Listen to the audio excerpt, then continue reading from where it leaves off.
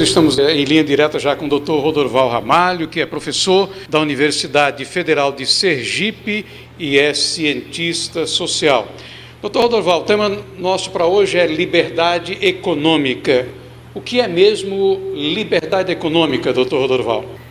Existem muitas maneiras de definir a liberdade econômica. Eu vou me referir aqui a uma pesquisa que vem sendo feita há mais de 3 décadas, uma pesquisa internacional promovida pela Heritage Foundation, que é uma fundação americana, e eles medem, a partir de 12 variáveis, o grau de liberdade econômica dos países. São 177 países, de um ano para outro às vezes varia um pouco, mas é uma pesquisa extremamente ampla, e essas 12 variáveis resultam num ranking. Eles, em primeiríssimo lugar, os países que eles consideram livres economicamente, em segundo, majoritariamente livres, em terceiro, moderadamente livres, os não livres, os majoritariamente não livres e os reprimidos. São 5 escalas.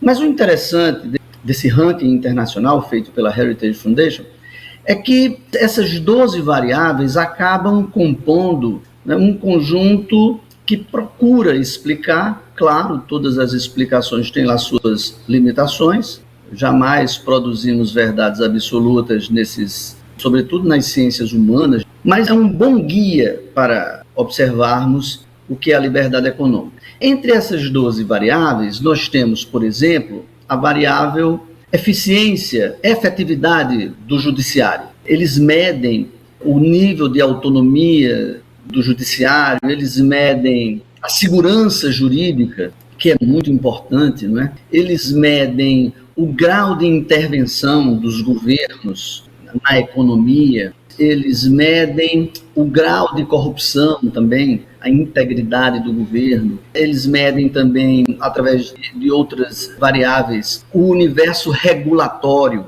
a quantidade de leis que existem regulamentando, dificultando ou facilitando os negócios econômicos. São 12 variáveis. Alguns conhecem esse índice como o índice do capitalismo no mundo, das sociedades de mercado. De fato, quando nós comparamos esse índice com, por exemplo, o IDH, que é o Índice de Desenvolvimento Humano, produzido pela ONU, o que nós vamos observar é uma coincidência muito grande entre aqueles países que são mais livres economicamente e aqueles países que têm um IDH também mais alto. O Brasil, nesse índice de liberdade econômica, ocupa um lugar que mostra o tamanho do desafio que é empreender no Brasil, o tamanho do desafio que é ser empresário no Brasil. São 177 países, o Brasil está em 133º, para ser mais claro e mais popular. Entre 177 países, ele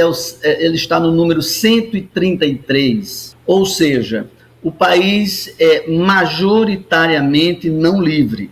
Isso está relacionado exatamente com essa dificuldade que nós temos no Brasil de criar um ambiente favorável aos negócios. O sistema tributário também, que é outra variável que eles medem, é muito complicado. O nível de intervenção para abrir uma empresa no Brasil já está mais fácil. O governo Bolsonaro fez algumas atualizações e alguns avanços nessa área, mas ainda é muito complicado, porque você precisa de 300 certidões, né, de vários órgãos que não conversam entre si. O ambiente de negócios no Brasil, a medir por esse ranking, é um ambiente de negócios muito travado, muito problemático. Esse é um dos grandes desafios, exatamente para os governos. Além desses aspectos que o senhor falou, quais são os benefícios que a liberdade econômica vai trazer, ou já está trazendo? O senhor mencionou aí os avanços registrados no governo do presidente Bolsonaro. Como é que esses benefícios, por exemplo, atingem as chamadas camadas menos favorecidas da população? Pois é, Ivan, isso é uma questão muito interessante, porque no Brasil existem largos setores da sociedade que ainda imaginam que quem cria riqueza é o governo, ou são os governos. quando, na verdade, a experiência no século XX e XXI, nos países que conseguiram alto grau de desenvolvimento, é justamente o contrário. A iniciativa privada, ela pode fazer parcerias pontuais com o Estado e até deve, em vários setores. Nós observamos isso nesses países muito desenvolvidos. Mas o fundamental na criação de riqueza é justamente a livre iniciativa, é justamente o empreendedorismo, é justamente o que no universo da economia se chama de instinto animal do empreendedor. Ou seja, o empreendedor, ele fareja oportunidades, o empreendedor, ele antecipa certas necessidades que às vezes o próprio consumidor não percebe que tem. Ele articula, o empreendedor, todos os elementos da produção. Ele tem que ter organização, ele tem que ter capacidade de previsão, ele tem que montar uma rede de parceiros, de fornecedores, de serviços. O grande benefício dessas economias de mercado, que nesse ranking aparecem como economias majoritariamente livres, ou economias livres, é que a criação de riqueza e a inclusão da população é feita de maneira extremamente consistente. Não através de bolsas do governo, mas através de renda, de salário, porque essas pessoas, quando o empreendedorismo está num ambiente favorável, eles conseguem, os empreendedores, criar as empresas e, consequentemente, criar os postos de trabalho.